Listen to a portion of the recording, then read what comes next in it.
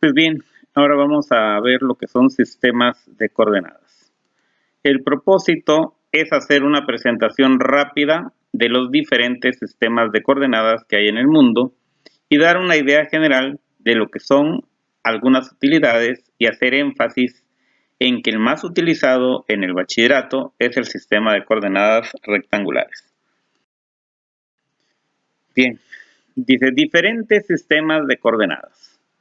Sistemas de coordenadas geográficas. Esto seguramente por tu celular vas a estar familiarizado. Pero vamos a iniciar viendo que las coordenadas geográficas viene de tierra, precisamente es la tierra como está dividida en coordenadas. ¿Sí? Entonces aquí puedes ver, tenemos esta imagen del globo terráqueo de todo el planeta Tierra y las líneas tanto horizontales como verticales o semiverticales que van a representar cómo está dividido la Tierra. Pues bien, vamos a empezar. El Ecuador. Acá en la imagen puedes verlo, tiene aquí el nombre Ecuador con letras naranjas y es 0 grados. Dice, el Ecuador es una línea imaginaria. No quiere decir que la Tierra esté marcada y el Ecuador con una raya, con una línea, no, es una línea imaginaria que pasa por el centro de la Tierra, dividiéndolo en dos latitudes, norte y sur. Del Ecuador, ven que ahí dice 0 grados, y de ahí hacia arriba se le considera que es el hemisferio norte y hacia abajo el hemisferio sur. Entonces esa es la línea imaginaria que va por el centro, se le llama Ecuador. Paralelos. Paralelos son líneas imaginarias también, paralelas al Ecuador. Aquí te das cuenta que hay estas demás líneas que van paralelas al Ecuador. Dentro de las líneas más importantes, de los paralelos más importantes, está en el Trópico de Cáncer. Aquí lo puedes ver en la latitud norte, ahí con letras rojas dice Trópico de Cáncer, y está a una latitud de 23 grados 27 minutos latitud norte, ¿sí? Entonces, ese Trópico de Cáncer es una línea imaginaria, pero que tiene muy bien sus aplicaciones en la climatología. Por ejemplo, en el Trópico de Cáncer, el día 22 de junio, el Sol llega aquí hasta su cenit. ¿Qué quiere decir su cenit? A medio cielo. Si a las 12 del día te paras ahí en el Trópico de Cáncer, el día 22 de junio, pisas exactamente tu sombra. ¿Sí? Entonces, es así, pero solo ese día y después ya se vuelve a regresar. La Tierra, como tiene una inclinación de 23 grados con 27 minutos, entonces después vuelve a regresar. Tal vez has escuchado que dicen a veces ahora el día es más largo, la noche es más corta y otra vez es al revés. Bueno, pues es por la posición que va tomando el Sol en su paso por el cielo al ir rotando la Tierra, al ir trasladándose y rotando. Entonces ese es el Trópico de Cáncer. El Trópico de Capricornio está también a la misma distancia del Ecuador, a 23 grados con 27 minutos, pero latitud sur. Y aquí lo puedes ver, dice Trópico de Capricornio. Todo lo que está entre esas dos líneas de Trópico de Cáncer y Trópico de Capricornio se da la zona tórrida de la Tierra. La zona tórrida quiere decir donde están los climas tropicales. Fuera de estas dos líneas ya no hay climas tropicales, vienen los climas templados, ¿sí? Tanto en la latitud norte como en la latitud sur. Entonces, esa es la importancia de esos trópicos, ¿sí? Círculo polar ártico, si te das cuenta, el círculo polar ártico está la última paralelo que tenemos ahí a 66 grados con 5 minutos, está el círculo polar ártico. Ahí, a partir de ese círculo o hasta el polo, pues en invierno, por ejemplo, no sale el sol y en verano no entra el sol. Y más o menos hay 6 meses que tienen día y noche y 3 meses solo día y 3 meses solo noche. Por eso es marcado ese círculo polar ártico. Y en el lado sur, en la latitud sur, tenemos el círculo polar antártico, que también está a 66 grados con 5 minutos de latitud sur. Y por eso es que el hemisferio norte con el hemisferio sur, las estaciones del año son cambiadas. Por ejemplo, aquí México, Estados Unidos, Canadá, etcétera, desde Panamá, de incluso Colombia, todo del Ecuador hacia arriba, el invierno se da en diciembre y el verano se da en junio, julio, agosto, la época caliente. En cambio, la latitud sur es al contrario. ¿Sí? Cuando es junio es cuando se da el invierno y en diciembre están en verano, ¿sí? Por la rotación que da la Tierra. ¿Ok?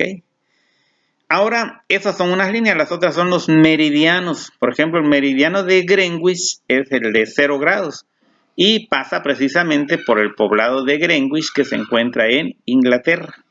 Y ese está a 0 grados. ¿Sí? Divide a la Tierra en dos longitudes, longitud oeste y longitud este. Por eso si has escuchado en la literatura o alguna vez dicen somos países occidentales, porque nos encontramos en el lado poniente del meridiano de Greenwich. En cambio, Japón, China son orientales, o sea, del oriente, ¿sí? Porque de allá, dicen, nace el sol, así lo tienen, ¿no? ¿Ok? Dice, los meridianos son semicircunferencias máximas imaginarias que tocan ambos polos de la Tierra. Las más conocidas van a cada 15 grados hasta 180 al este y al oeste, y que se utilizan para el sistema horario. ¿Ves? Por ejemplo, acá en México te dicen la hora del centro. Nosotros aquí manejamos la hora del centro de México, pero desde Nayarit, Sinaloa, Sonora, la hora del Pacífico. Ellos son una hora más atrasada. Yucatán es casi una hora más adelantada. Si nos llegamos a Cuba, Cuba es una hora más adelantada que México. Entonces, ¿por qué? Porque estos meridianos van a cada 15 grados. Ahí se definen las horas, ¿no? Por ejemplo, con España tenemos como alrededor de 7 horas de diferencia, ¿sí? Pero para eso sirven los sistemas estos que tenemos acá. Para eso me dividieron la Tierra y ahora tienen aplicaciones. Veamos, dice aplicaciones de las coordenadas geográficas. La Tierra, al ser dividida en latitud y longitud, es posible localizar cualquier punto de ella y eso precisamente utiliza el sistema de posicionamiento global, mejor conocido como GPS, para localizar a través de un teléfono móvil cualquier dirección de una ciudad, incluso guiarte para llegar a ella. Muchas veces dicen el GPS de tu celular, si no sabes dónde está tal lugar, lo buscas en el GPS y es capaz de guiarte, ya sea que vayas en carro o caminando, hasta te dice la ruta más corta para llegar. Pero ¿cómo sabe ese sistema en dónde está ubicada?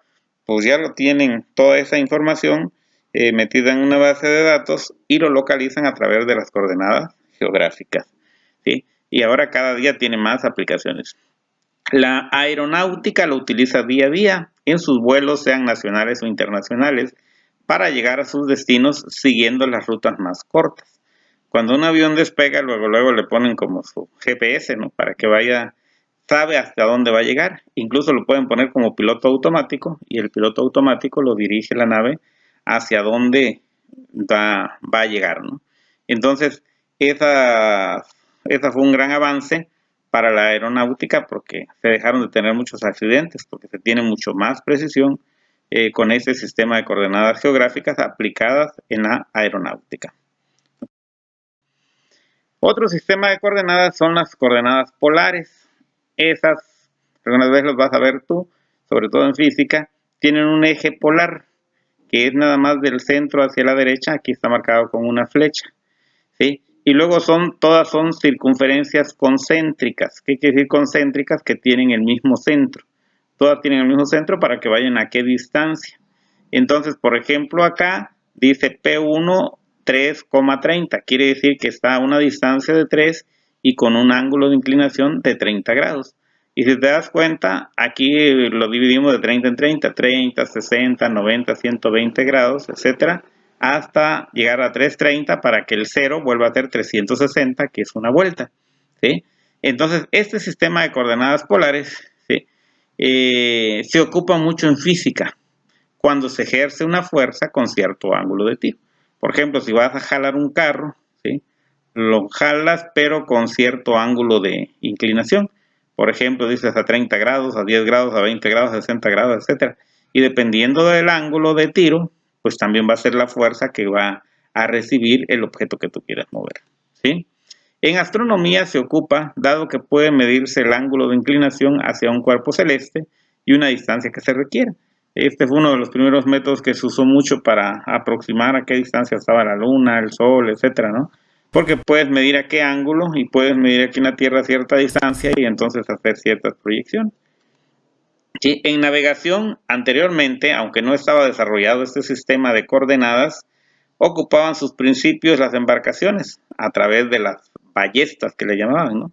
Para orientarse tomando en cuenta la posición de los cuerpos celestes. Sobre todo tomaban la posición de la estrella polar, ¿sí? De la luna, del sol, y así se orientaban, iban navegando para que no se perdieran. ¿Te imaginas? Cristóbal Colón hizo 72 días para cruzar el mar, el Atlántico. Entonces, ¿cómo es que no se perdió? Sabía que no estaba regresando, pues a través de esos instrumentos que tenían, que su base es el sistema de coordenadas polares, aunque en ese tiempo todavía no estaba desarrollado.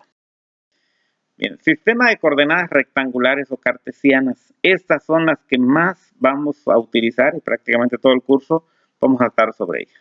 ¿Qué es un sistema de coordenadas rectangulares o cartesianas? Rectangulares porque al final se forma un rectángulo, ¿sí? Y cartesianas, vamos a ver que es por René Descartes que lo descubrió. ¿Qué es un sistema de coordenadas cartesianas? Es un sistema de dos ejes, el eje X, que es horizontal, y el eje Y, que es vertical. En donde se cortan esos dos ejes, ese punto de corte se le llama el origen.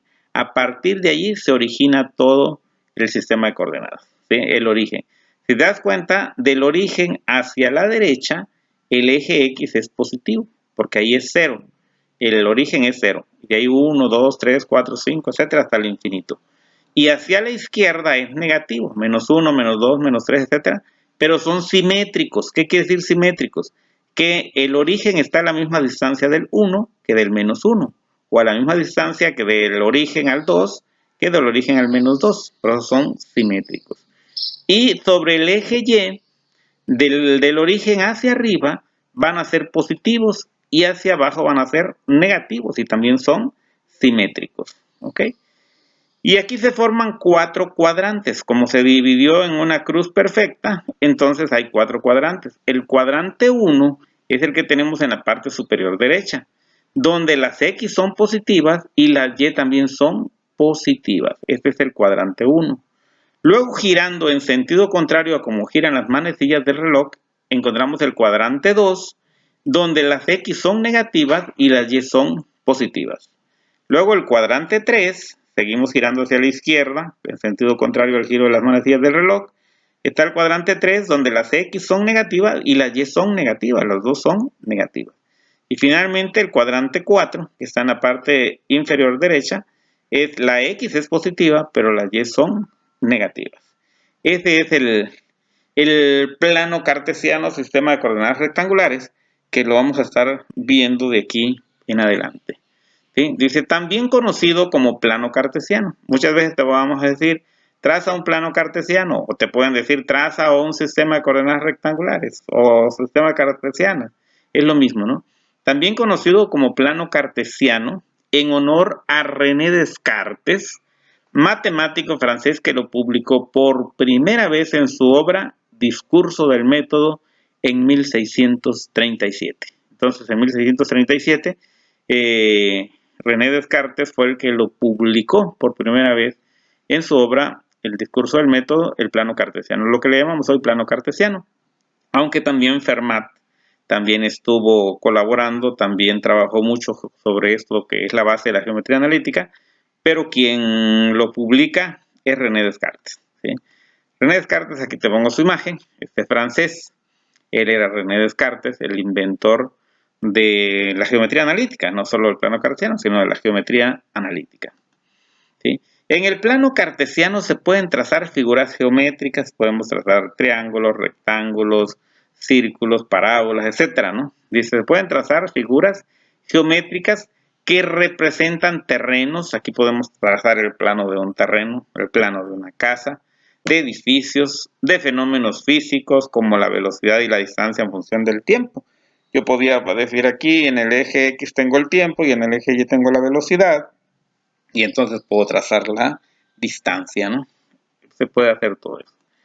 Dice, se aplica en la economía también para ver el ingreso, las ganancias, los costos en función de la cantidad producida. Si yo digo, si produzco, por ejemplo, maíz 1 tonelada, 2 toneladas o hasta 10 toneladas, pero ¿cuánto me cuesta? O sea, entre más produzca, pues también más me va a costar, pero también puedo obtener más ganancias y más ingresos. ¿Ok? Dice, en la biología, para ver el crecimiento poblacional en función del tiempo. Por ejemplo, en biología, los que están en laboratorio clínico pueden ver cómo crecen las poblaciones de bacterias en función del tiempo y lo pueden graficar en el plano cartesiano. Y así tiene muchas aplicaciones prácticamente en todas las. Dice, el plano cartesiano es la base para trazar gráficamente un sinnúmero de aplicaciones de la matemática a todas las demás ciencias. En los próximos videos, precisamente trabajaremos sobre cómo localizar puntos en él, para luego estar en posibilidades de trazar figuras geométricas y luego cómo a través de ecuaciones se pueden representar muchísimas situaciones de la vida cotidiana. Pero teníamos que empezar con esto para que tú te vaya quedando claro qué es el plano cartesiano, y en todos los videos los vamos a estar repitiendo, pero vamos a ir avanzando paulatinamente. Pues muy bien, que estés bien, te veo en el próximo video.